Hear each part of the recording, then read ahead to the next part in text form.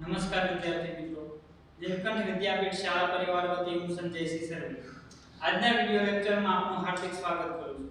વિદ્યાર્થી મિત્રો, આજે આપણે ધોરણ 7 માં પ્રકરણ નંબર 6 ભૌતિક અને રાસાયણિક ફેરફારો એના વિશે અભ્યાસ કરવાનો છે. એમાં આપણે પ્રસ્તાવના પ્રવૃત્તિ નંબર 1, પ્રવૃત્તિ નંબર 2 અને પ્રવૃત્તિ નંબર 3 જે પ્રવૃત્તિ છે એ નાની ટૂંકમાં છે એટલા માટે 3 પ્રવૃત્તિ અને પ્રસ્તાવનાનો આપણે અભ્યાસ કરવાનો છે. તો પહેલા આપણે પ્રસ્તાવનામાં વાત કરીએ કે આપણે રોજિંદા જીવનમાં એટલે કે આપણે દરરોજ ઘણા બધા ફેરફાર આપણને જોવા મળે છે. આપણને ઘણા બધા ફેરફાર થતા હોય જોવા મળે છે. તો આપણે લખીએ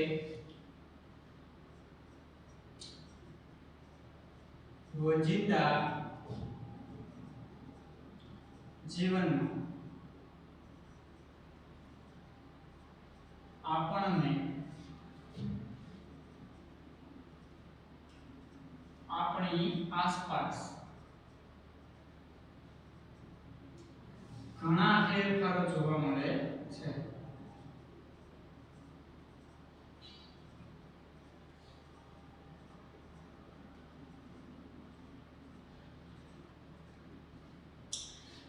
રોજિંદા જીવનમાં એટલે કે દરરોજ આપણને એવા ઘણા ફેરફાર થતા હોય એવા જોવા મળે છે. હવે આ ફેરફારો છે કાં તો એક પદાર્થ અથવા તો એક કરતા વધુ પદાર્થના થતા હોય છે. આ ફેરફારો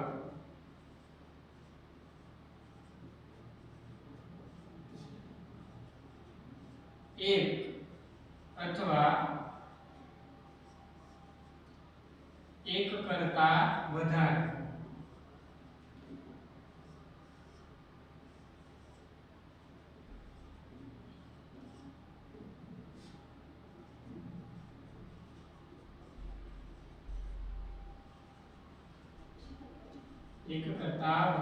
પદાર્થોથી થતા હોય છે. માત્ર એક પદાર્થ કે એક કરતા જે વધારે પદાર્થો હોય એનાથી થતા હોય છે. તો તમારા પાઠ્યપુસ્તકમાં જો એમાં પાઠ્યપુસ્તકમાં ઉદાહરણ 3 કે 4 આપેલા છે. એમાં પહેલું ઉદાહરણ છે કે તમારા મમ્મી છે તમને ખાંડ અથવા તો જેને આપણે ગળ્યો પદાર્થ કોઈ હોય છે તો સાકર હોય કે ખાંડ હોય એનું તમને મિશ્રણ કે એવું દ્રાવણ બનાવવાનું કહે છે, ઠંડુ પીણું બનાવવાનું કહે છે. તો એ જે ખાંડનું દ્રાવણ બનાવવાની આખી ક્રિયા છે એ એક ફેરફાર છે. એ એક કરતા વધારે પદાર્થોથી બને છે. તો પહેલું ઉદાહરણ છે ખાંડનું દ્રાવણ બનાવવું એવું છે ફેરફાર. આપણે કોના ઉદાહરણ લખીએ છે ફેરફાર. હવે જે આપણા પાઠ્યપુસ્તકમાં જે આપેલા છે એમાં ખાંડનું દ્રાવણ બનાવવું આવું છે એક ફેરફાર થયો. ત્યારબાદ તમે જોવો છો કે દૂધમાંથી દહીં છે એ બને છે. તો જે દૂધમાંથી દહીં બને છે એ પણ એક ફેરફાર છે. દૂધમાંથી દહીં બનવાની પ્રક્રિયા. ત્યારબાદ જો એની પછી લખ્યું છે કે દૂધ ખાટું થઈ જાય તો દૂધ ખાટું થવું એ પણ એક ફેરફાર છે. દૂધનું ખાટું થવું કેટલીક વાર છે એ દૂધ ખાટું થઈ જાય છે તો આ જે દૂધનું ખાટું થવું એ પણ એક ફેરફાર છે. ત્યારબાદ ખેંચેલું રબર બેન્ડ એ પણ એક ફેરફાર દર્શાવે છે.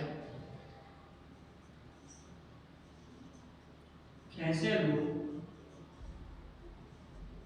રબર બેન્ડ શું દર્શાવે છે? આ બધા ફેરફાર દર્શાવે છે.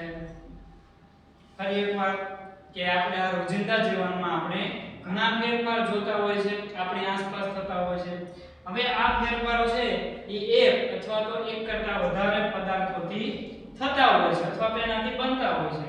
તો તો તમારા પાઠ્યપુસ્તકમાં કેટલાક ફેરફાર આપેલા છે. તો એમાં છે ખાંડનું દ્રાવણ, દૂધમાંથી દહીં બનવું, ક્યારેક છે એ દૂધ ખાટું થઈ જાય તો એ પણ એક ફેરફાર છે. અને ખેંચેલું રબર બેન્ડ એ પણ શું દર્શાવે છે? ફેરફાર દર્શાવે છે.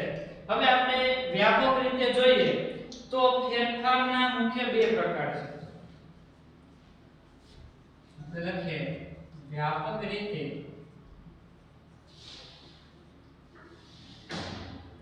ફેરફારના બે પ્રકાર હોય છે. એમાંનો આપણો પ્રકરણના નામ ઉપર જો કે એક ભૌતિક ફેરફાર ને બીજો છે રાસાયણિક ફેરફાર. ભૌતિક ફેરફાર અને બીજો રાસાયણિક ફેરફાર.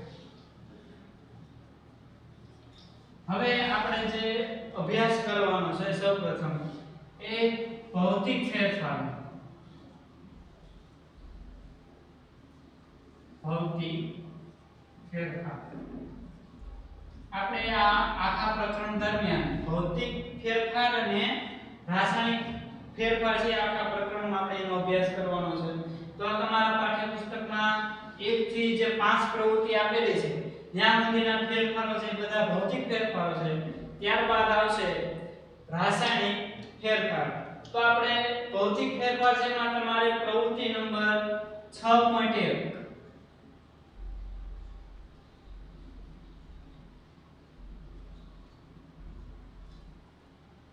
હવે એમાં શું કીધું છે કે કાગળને કાપીને ટુકડા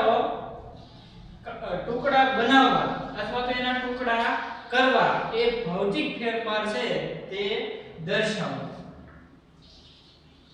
કાગળને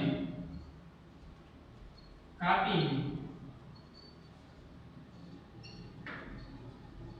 ટુકડા કરવા એ કેવો ફેરફાર છે? ભૌતિક ફેરફાર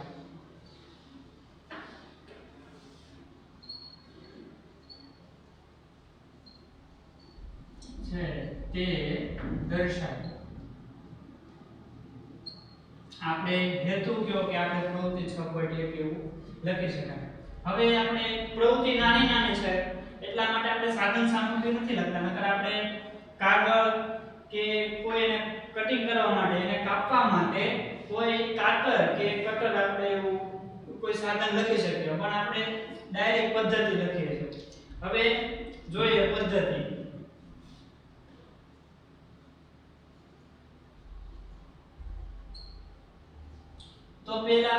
તો પેલા એક કાગળનો અથવા તો એક કાગળ લો અથવા તો એક કાગળનો ટુકડો લો. એક કાગળ લો. હવે શું કરવાનું છે? આ કાગળના 4 સરખા ભાગ કરો અથવા તો એક ભાગમાં કાપો. કાગળને 4 સરખા ભાગમાં કાપો. હવે તો કે જે એ 4 ભાગ છે આપણે તમારા પાઠ્યપુસ્તકમાં આકૃતિ દર્શાવેલી છે, પણ આને સમજવા માટે પણ આપણે જોઈએ. દાખલા તરીકે આપણે એક આ કાગળ લીધો છે. તો પહેલા શું કીધું છે? તો કે આ કાગળના 4 સમાન અથવા તો સરખા ભાગ કરો. તો પહેલા આપણે આ રીતે ઊભો છે અને આડું આવી રીતે આપણે કાગળના છે આવી રીતે આપણે કટિંગ કરીએ.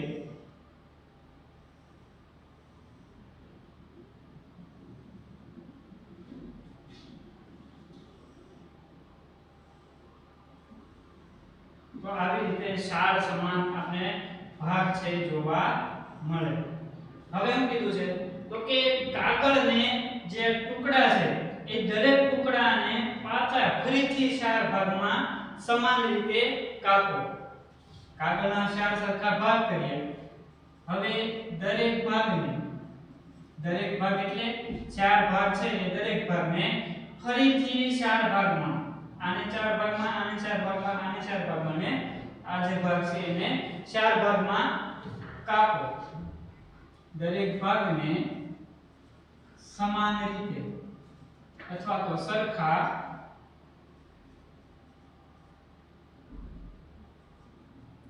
4 ભાગમાં કાપો હવે આપણે એ ઉદાહરણ દર્શાવવા માટે આપણે એક ભાગને અહીંયા એવી રીતે કટિંગ કરી એવી રીતે આ ચારે ભાગને કરવાનું છે દાખલા તરીકે આ એક ભાગને કર્યું તો આપણે દરેક ભાગને આવી રીતે કરવાનું છે આને આને અને આને તો હવે આને ભાગને તમે આવી રીતે સમાન કરો તો નાના ટુકડામાં છે વિભાજિત થઈ જશે તો આ એક ભાગ છે એવી રીતે દરેક ભાગને આવી રીતે પહેલા 4 ત્યારબાદ દરેક ભાગને 4 ભાગમાં શું કરવાનું છે કટિંગ કરવાનું છે કાપવાનું છે ત્યારબાદ તો કે આ જે કટિંગ કરેલા ભાગ છે ચારે ભાગનો તો એને ટેબલ પર એવી રીતે ગોઠવો કે મૂળ કાગળ એટલે કે આ જે આખો કાગળ હતો એ આકારનો બને આ કાગળના ટુકડાને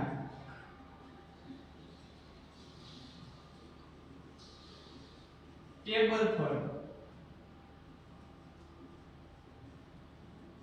એવી રીતે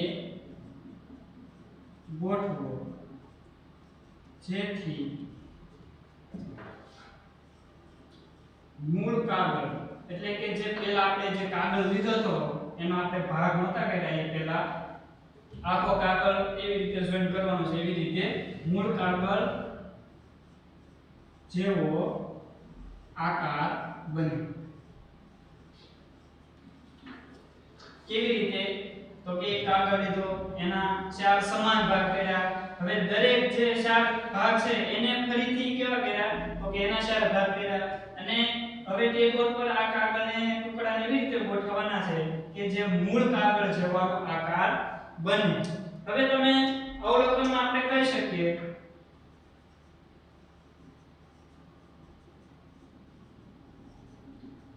કે કાગળને કાપવાથી તેનું કદ નાનું થાય છે કેવું થાય છે આ પેલા આ મૂળ કાગળ છે તો આ બધાને જોડી દેલા પાછો મૂળ કાગળ જેવો થઈ જાય આ નાના નાના તો આપણે કેવું કહી શકાય કે કાગળને કાપવાથી એનું કદ નાનું થઈ શકે પરંતુ તે બંને સમાન કાગળ એક જ પદાર્થના છે એનો પદાર્થ કેવો હોય એના કટકા કરવો તો એનો પદાર્થ છે એ બદલતો નથી પણ એનો ટૂંકમાં એનો આકાર બદલે છે પણ એ એક જ પદાર્થના હોય નાના ટુકડા અને મૂળ કાગળ કેવો હોય છે એક જ પદાર્થના હોય છે કેના હોય છે બંને તો કે કાગળના હોય છે તો આપણે લખીએ કાગળના ટુકડા કરવાથી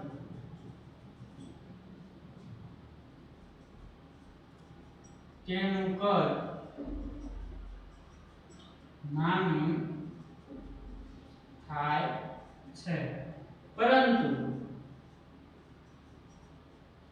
મૂળ કાગળ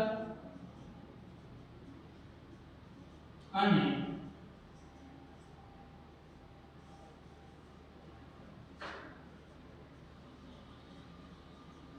કાપેલા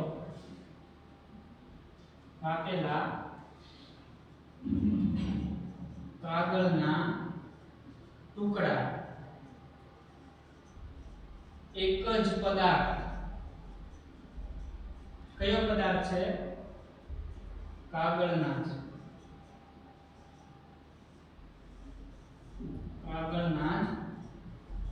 હોય છે શું કીધું તો કે એક કાગળ લીધો છે બરોબર એને સમાન રીતે 4 ટુકડા અને જે દરેક 4 ટુકડા છે એના ફરીથી 4 ટુકડા કરવાના છે એવી રીતે ટેબલ પર ગોઠવવાનું છે કે મૂળ કાગળ છે એવો આકારનું બને તો આપણે એવું કહી શકીએ કે કાગળના ટુકડા કરવાથી શું થાય છે એનું કદ નાનું થાય છે પરંતુ જે એનું મૂળ કાગળ અને આ જે નાના કાગળ છે એનો પદાર્થ એક જ રહેશે કયો રહેશે કાગળ જ રહે છે એમાં ફેરફાર થતો નથી તો આપણે નિર્ણયમાં લખી શકીએ કે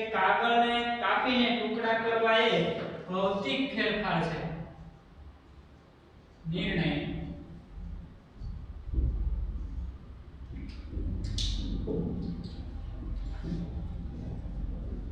કાગળને કાપીને ટુકડા કરવા એ કેવો ફેરફાર છે ભૌતિક ફેરફાર છે આ હતી તમારી પ્રવૃત્તિ નંબર 6.1 હવે તમારે પ્રવૃત્તિ નંબર 6.2 એમાં એવું કીધું છે કે ભૌતિક ફેરફારને ઉલટાવી શકાય તેવો ફેરફાર છે તે દર્શાવો એ આપણે આગળના બોર્ડ વર્કમાં એનો આપણે અભ્યાસ કરીએ આગળ આપણે જોઈએ પ્રવૃત્તિ નંબર 6.1 એમાં કાગળને કાપીએ છે એ એના ટુકડા કરવા એ કેવો ફેરફાર છે ભૌતિક ફેરફાર હવે પ્રવૃત્તિ નંબર 6.2 એમાં તમારે દર્શાવવાનું છે કે ભૌતિક ફેરફાર એ ઉલટાવી શકાય તેવો ફેરફાર છે કેવો ફેરફાર છે ભૌતિક ફેરફાર એ ઉલટાવી શકાય તેવો ફેરફાર છે ભૌતિક ફેરફાર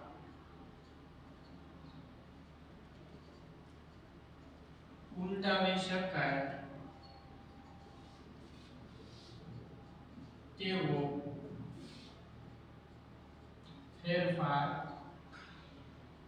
હોય છે તે દર્શાવો કેવો કીધો છે તો કે જે ભૌતિક ફેરફાર છે એ ઉલટાવી શકાય તેવો ફેરફાર હોય છે તે દર્શાવો હવે આપણે આ પ્રવૃત્તિમાં આપણે જે બોર્ડનો શોખ આવે છે એનો ઉપયોગ કરવાનો છે તો આપણે જોઈએ પદ્ધતિ સાધન સામગ્રી નથી લખતા નકર એમાં પાણી શોખ એવા જે આવે છે એ આપણે લખી શકીએ હવે શું કરવાનું છે પદ્ધતિમાં તો કે એક શોખ લો એક શોખ લો ત્યારબાદ એ શોખ છે એને ભાંગીને ભૂકો કરો શોખને ભાંગીને ભૂકો કરો હવે આયું કીધું છે કે ભૌતિક ફેરફાર ઉલટાવી શકાય તેવો ફેરફાર હોય છે એકવાર તમે એને એની મૂળ સ્થિતિથી અલગ કરી નાખો અને પછી તમારે પાછો એવો બનાવવો હોય એટલે કે ઉલટાવી શકાય તેવો ફેરફાર હોય છે તો હવે આજે ભાંગીને આપણે ભૂકો કરેલો છે તો હવે શોખના જે ભૂકો કરેલો છે એમાં થોડા પ્રમાણમાં પાણી ભેળવીને એને ભીંજવીને એની પેસ્ટ બનાવો શોખના ભૂકામાં થોડું પાણી રેડીને અથવા તો રેડીને એવું કહેવાય તો ભીંજવીને પણ કહેવાય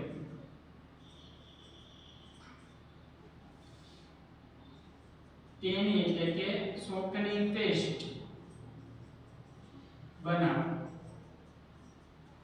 શું કરવાનું છે પહેલા કોઈ એક શોખનો ટુકડો લેવાનો છે એને ભાંગીને ભૂકો કરવાનો છે એ જે શોખનો ભૂકો હોય એમાં થોડું પાણી રેડીને શું કરવાનું છે એને ભીંજવાનું છે અને ત્યારબાદ એની પેસ્ટ બનાવવાની છે હવે આ જે શોખની પેસ્ટ છે એને ગોળ ફેરવો એટલે કે કેવી રીતે ગોળ ફેરવાનો છે કે જેવો પેલા શોખ હતો એવી રીતે એને આવી રીતે આમ ગોળ ફેરવીને શું કરવાનું છે શોખ આકારનું બનાવો તો આપણે લખીએ શોખની પેસ્ટને ગોળ ફેરવો અને તેને એટલે કે શોખની જે પેસ્ટ છે એને શોખના અથવા તો શોખ જેવા આકારમાં બનાવો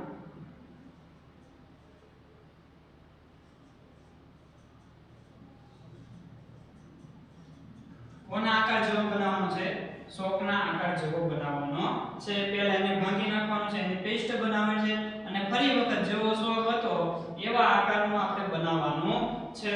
તો તમને આવી રીતે તમે કરશો તો તમને અવલોકનમાં જાણવા મળશે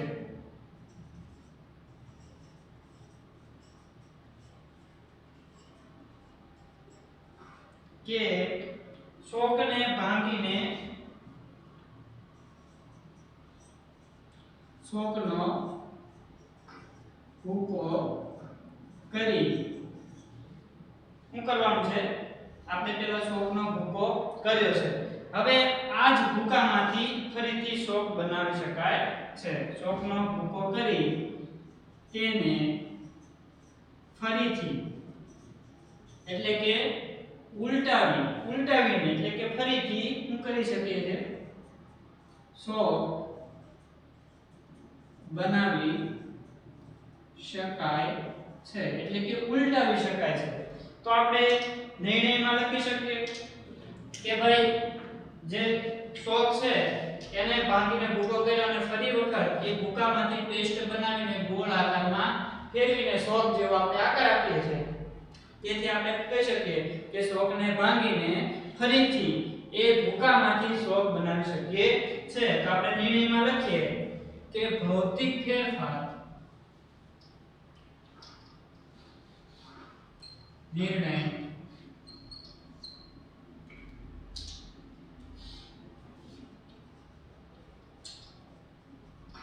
ભૌતિક ફેરફાર એ ઉલટાવી શકાય તેવો ફેરફાર હોય છે. ભૌતિક ફેરફાર કેવો હોય છે કે એને ઉલટાવી શકાય, એને ફરી વખત આપણે એવો જ બનાવી શકાય તેવો ફેરફાર હોય છે. તો આ તો તમારે પ્રવૃત્તિ નંબર 6.2 કે જે ભૌતિક ફેરફાર છે એને ઉલટાવી શકાય તેવો ફેરફાર છે. હવે આપણે પ્રવૃત્તિ નંબર 6.3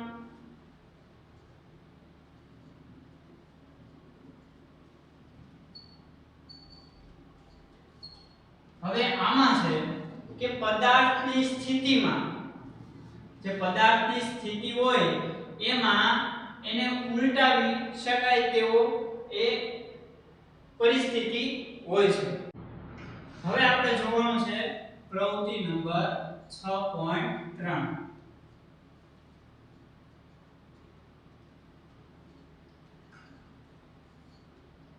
જો એમાં શું કીધું છે તો કે જે પદાર્થની સ્થિતિ છે એ ઉલટાવી શકાય તેવી પરિસ્થિતિ હોય છે અથવા તો ઉલટાવી શકાય તેવો ફેરફાર હોય છે તે દર્શાવો. પદાર્થની સ્થિતિમાં થતો ફેરફાર કેવો હોય છે, ઉલટાવી શકાય તેવો ફેરફાર હોય છે. ઉલટાવી શકાય તેવો ફેરફાર હોય છે. કોની વાત કરી તો કે એવા પદાર્થની વાત કરી કે એની જે સ્થિતિ છે એમાં થતો ફેરફાર. હવે આપણે આ જે પ્રવૃત્તિ છે એમાં આપણે બરફ અને બરફનું પાણી થાય અને પાણીમાંથી ફરી વખત બરફ. તો આ પદાર્થ એટલે દાખલા તરીકે બરફ છે એની સ્થિતિમાં થતો ફેરફાર, બરફમાંથી પાણી થયું એ ફેરફાર તેની સ્થિતિમાં એને ઉલટાવી શકાય. એ પાણી થઈ ગયું છે બરફમાંથી તો ફરી વખત તમે એને ફ્રીજમાં મૂકો તો એ જે આપણે પદાર્થ હતો તેની સ્થિતિમાં ફરી વખત આપણે લાવી દીધા, ઉલટાવી શક્યું તેવો ફેરફાર હોય છે. તો આપણે જોઈએ પ્રવૃત્તિ તો એને આપણે જોઈએ પદ્ધતિ.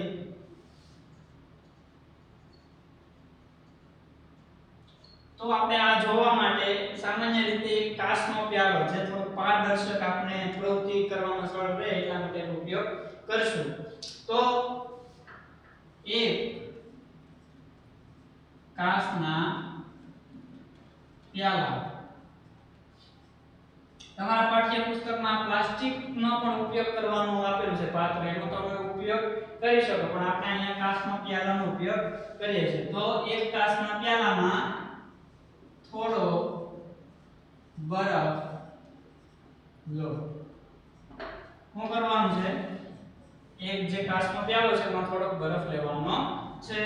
હવે આ કાચના પ્યાલાને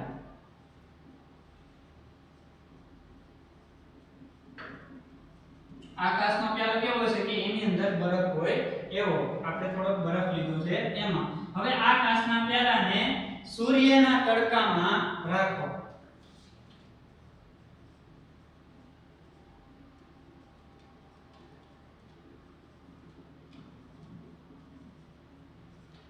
અને થોડી વાર પછી તેનું અવલોકન કરો. થોડી વાર પછી તેનું અવલોકન કરો.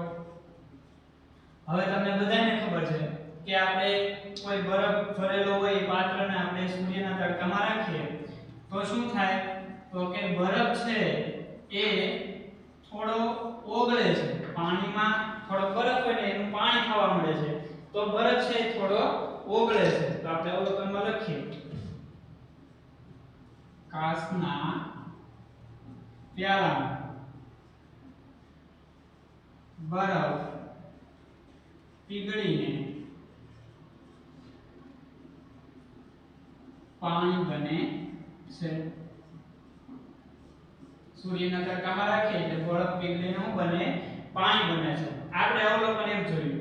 હવે આ જે પાણી વાળું મિશ્રણ છે, આપણે જે કાચનો પ્યાલો છે એમાં શું થઈ ગયું? પાણી થઈ ગયું. તો આ પાણી અને એમાં થોડો બરફ રહેલો એવું મિશ્રણ છે, એને હવે ફ્રીજમાં મૂકી ત્યારબાદ થોડી વાર પછી તેનું અવલોકન કરો. તો આપણે લખીએ પાણીવાળા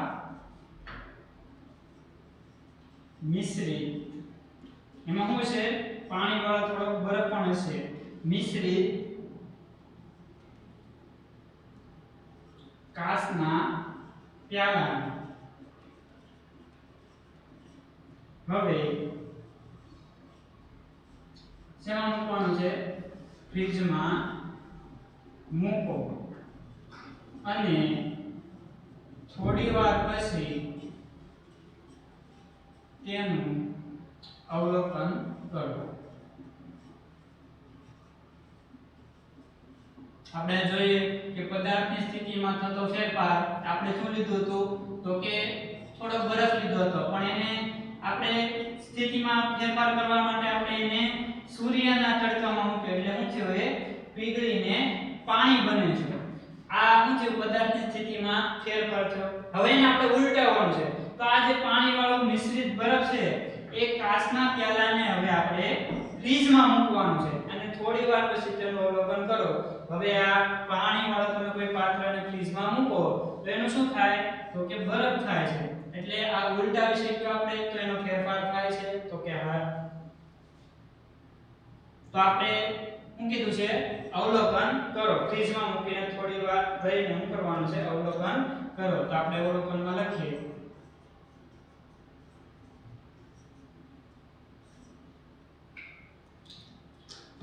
તો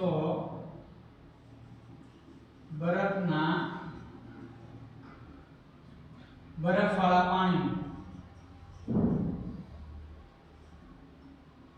બરફવાળું પાણી ફરીથી શું બને છે? બરફ બને છે.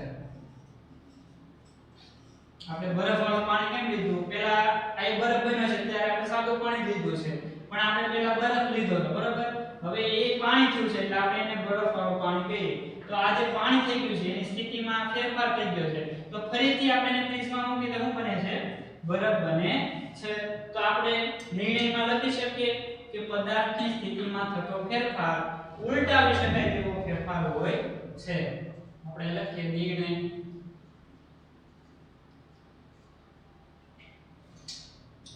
તો કે પદાર્થની સ્થિતિમાં થતો ફેરફાર કેવું હોય છે? ઉલટાવી શકાય તેવો ફેરફાર હોય છે. તો આ હતી તમારી પ્રવૃત્તિ નંબર 6.3 કે જે કોઈ પદાર્થ છે તો એને એની સ્થિતિમાં ફેરફાર થાય છે તો એને ઉલટાવીને એની ફરી વખત એની જે સ્થિતિ હોય એમાં ફેરફાર કરી શકાય છે. તો આપણે આજના વિડિયો લેક્ચરમાં બસ આટલું જ. હવે આપણે આગળના વિડિયો લેક્ચરમાં કન્ટિન્યુ તમારે જે બે પ્રવૃત્તિ છે 6.4 અને 6.5 એમાં આપણે અભ્યાસ કરીશું. અસ્તુ.